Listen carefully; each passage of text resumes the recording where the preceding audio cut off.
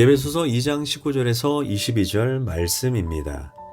그러므로 이제부터 너희는 외인도 아니요 나그네도 아니요 오직 성도들과 동일한 시민이요 하나님의 권속이라. 너희는 사도들과 선지자들의 터 위에 세우심을 입은 자라. 그리스도 예수께서 친히 모퉁이 돌이 되셨느니라. 그의 안에서 건물마다 서로 연결하여 주 안에서 성전이 되어가고 너희도 성령 안에서 하나님의 거하실 처소가 되기 위하여 그리스도 예수 안에서 함께 지어져 가느니라. 아멘. 할렐루야. 오늘도 좋은 날입니다. 예배소서 2장 19절에서 22절 말씀 묵상입니다. 오늘은 함께 지어져 가는 교회라는 제목으로 말씀을 나누도록 하겠습니다. 이스라엘 백성은 애굽에서 출애굽한 후에 광야 40년을 보내고 가나안 땅으로 들어가게 됩니다. 이 광야 40년의 생활이 무엇이냐? 사도행전 7장에서 스데반은 마지막 설교 중에 이를 그냥 광야라고 말하지 않고 광야 교회라고 말씀합니다. 광야 생활은 애굽에서 나와 가나안에 들어가기까지 머무는 장소입니다. 이는 세상에서 나와 하늘나라에 들어가기까지 머무는 곳을 상징하는 것입니다. 교회는 바로 그런 의미입니다. 그 광야 기간 동안 이스라엘 백성들의 삶은 세 가지로 설명이 됩니다. 첫째가 율법 중심입니다. 애굽에서 구원받은 이스라엘 백성들이 이제 하나님 백성답게 사는 것을 배우는 장소입니다. 이곳에서 율법을 배우고 익히고 훈련하는 장소입니다. 두 번째가 모세 중심입니다. 그들은 모세를 통해 모세의 중보를 통해 하나님을 만나고 하나님의 뜻을 깨닫고 순종했습니다. 모세에게 대항하는 것은 곧 하나님을 대항하는 것이요 모세를 원망하는 것은 하나님을 원망하는 것이라고 하나님께서 간주했습니다. 세 번째가 성막 중심입니다. 그들은 광야에서 정착할 때 가장 먼저 성막을 짓고 그 성막을 중심으로 자기들의 집을 지었습니다. 항시 성막 중심, 예배 중심입니다. 성전은 하나님의 임재를 상징합니다. 그들은 성전 가까이 머물면서 제사를 드리고 말씀을 들었습니다. 무엇보다 성막은 그들의 삶의 터전 안에 있었기에 그들은 생활 속에 하나님과 동행했습니다. 우리는 이 점을 놓치지 말아야 합니다. 그런데 신약에 와서 바울은 성전의 개념을 더욱 깊게 명확히 설명합니다. 고린도전서 3장 16절에서 너희가 하나님의 성전인 것과 하나님의 성령이 너희 안에 거하시는 것을 알지 못하느뇨 하고 말씀합니다. 또한 하나님의 성전은 거룩하니 너희도 그러하니라 이렇게 말씀합니다. 그러니 성전이란 이제 눈에 보이는 건물, 예배당만 의미하는 것이 아닙니다. 눈에 보이지 않는 우리의 인격, 우리의 마음, 우리의 성품, 이것이 하나님의 성전이라는 것입니다. 그리고 그 성전이 거룩해야 한다는 것입니다. 왜냐? 우리 안에 하나님이신 성령님이 계시기 때문입니다.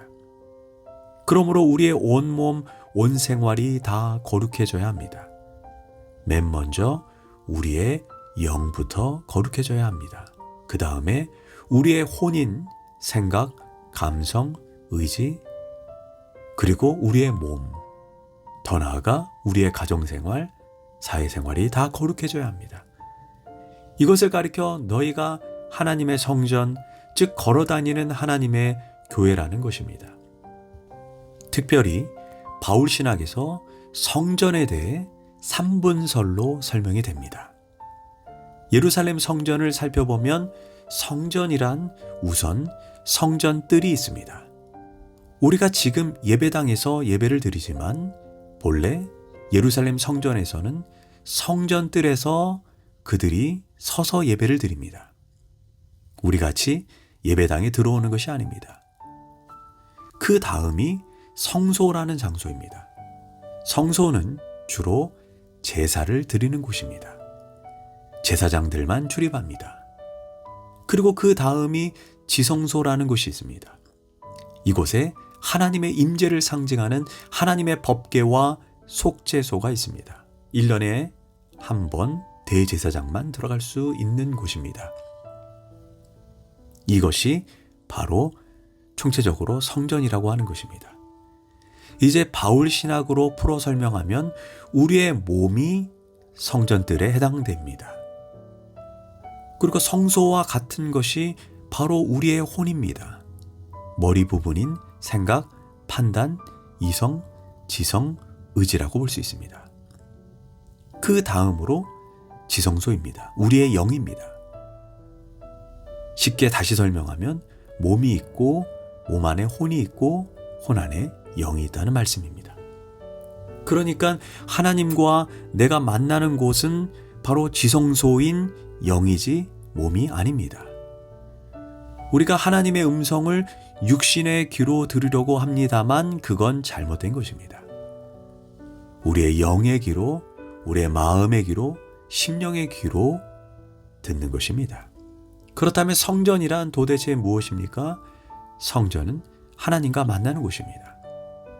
여기에는 하나님의 말씀이 있고 하나님의 사랑이 있습니다. 또 한 가지 하나님의 백성과 만나는 교제가 있습니다. 이것이 교회입니다. 그럼 서신서에 나오는 사도 바울이 생각하는 성전, 교회 개념은 무엇입니까? 첫째가 눈에 보이는 교회입니다. 예루살렘 교회처럼 안디옥 교회처럼 역사 속에 있는 보편 교회입니다. 둘째가 눈에 보이지 않는 우주적 교회 개념입니다. 영적인 눈으로 볼 때 예수 그리스도를 머리로 한 교회입니다. 교회는 그리스도의 몸입니다. 교파는 다 달라도, 인종이 다 달라도, 문화가 달라도, 시대가 달라도 그리스도를 머리로 하는 한 개의 교회, 그리스도의 몸으로서 교회입니다. 셋째, 좀 전에 말씀드린 것처럼 우리 안에 성령님이 계시기 때문에 우리 한 사람 한 사람이 걸어다니는 교회입니다. 우리 안에 성전들도 있고 성소도 있고 지성소도 있다고 했습니다. 이것을 배경으로 이제 바울은 교회의 신비를 더욱 구체적으로 말합니다. 19절입니다.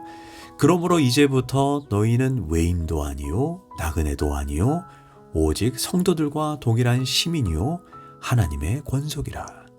여기에서 이제부터라고 말합니다. 에베소서의 대상은 이방 성도들입니다. 이방 사람, 그 과거를 이제 묻지 않습니다. 과거에 어떠하든 상관이 없습니다. 오늘 예수 믿고 하나님 앞에 나오면 그때부터 신분이 하나님이 아버지요, 나는 하나님의 자녀요, 우리는 하나님의 가족이 되는 것입니다. 이방 사람들 옛날에는 외인들이었고 축복받지 못할 사람들입니다. 그러나 이제 동일한 성도요, 거룩한 백성, 하나님의 시민, 하나님의 가족이 되었다는 것입니다. 이제 교회 안에 절대로 차별이 없습니다. 입는 옷으로, 외모로, 나이로, 사회적 신분도 교회에서 아무런 차별의 구실이 되지 못합니다. 이것이 교회입니다. 그리고 이제 바울은 교회를 하나님의 집으로 비유해서 이렇게 말합니다. 20절입니다. 너희는 사도들과 선지자들의 터 위에 세우심을 입은 자라. 집에는 터가 있습니다. 터는 집이 완성되면 눈에 보이지 않지만 터는 기초로 너무 중요합니다. 그 터가 사도들과 선지자들입니다. 여기에서 사도는 사도신경을 가리킵니다. 사도적 고백, 우리가 예수 믿는 신앙이 어디서부터 온 것입니까?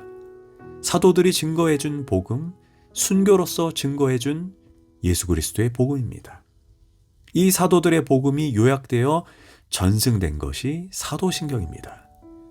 고로 우리는 신앙을 고백할 때마다 사도신경을 외우는 것입니다. 우리 신앙의 터요, 기초입니다. 흔히 이단 여부를 가름할 때는 사도신경을 그대로 믿느냐, 변질시키느냐를 가장 확실한 기준으로 삼는 것입니다.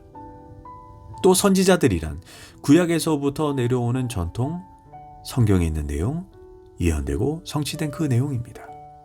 이 둘이 합쳐서 교회의 기초, 터가 됩니다.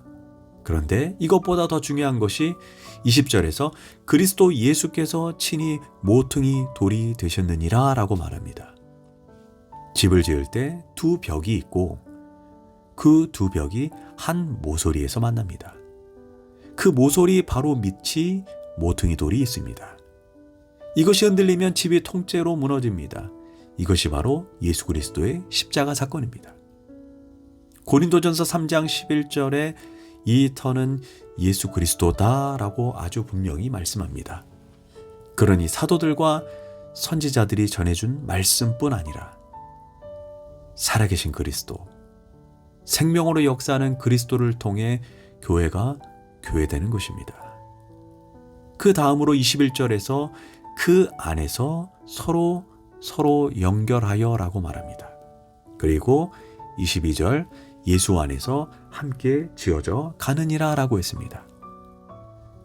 주 안에서 즉 모퉁이 돌로 말미암아 서로 연결되어 공동체를 이룹니다. 바울은 공동체의 중요성을 서신서에서 50번이나 반복해서 강조합니다. 서로 사랑하고 서로 기도하고 서로 격려하고 서로 권면하고 서로 위로하고 서로 섬기고 서로 용서하고 서로 죄를 고백하라고 말합니다. 어떻게? 주 안에서라고 말합니다.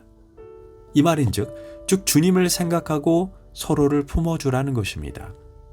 그러면서 나도 모르게 하나님의 거룩한 처소로 함께 지어져 가는 것입니다. 성도는 한순간에 확 하고 마술적으로 변하는 것이 아닙니다. 지금 모습에 너무 낙심하지 말아야 합니다. 이스라엘 백성도 애굽에서 나와 가나안 땅으로 들어가는데 40년의 훈련이 필요했습니다. 베드로도 모세도 바울도 오래 걸렸습니다. 이처럼 사람 달라지는 것이 쉽지 않습니다. 서로 격려하면서 함께 지어져 가는 것입니다. 이제 마지막으로 22절입니다. 성령 안에서입니다. 성령이 역사해야 교회 아니겠습니까? 사도행전 2장에서 성령과 함께 초대교회도 시작되었습니다. 그래서 교회를 그리고 교회론을 성령론이라고 말합니다. 교회에는 말씀이 있고 성령이 있어야 교회입니다. 교회에서 하나님의 말씀을 들어야 합니다.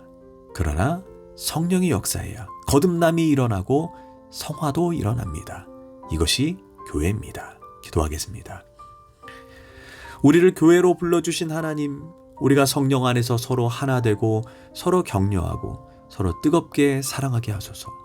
무엇보다 우리가 교회 안에서 성령이 강력하게 역사하게 하소서. 예수님의 이름으로 기도합니다. 아멘.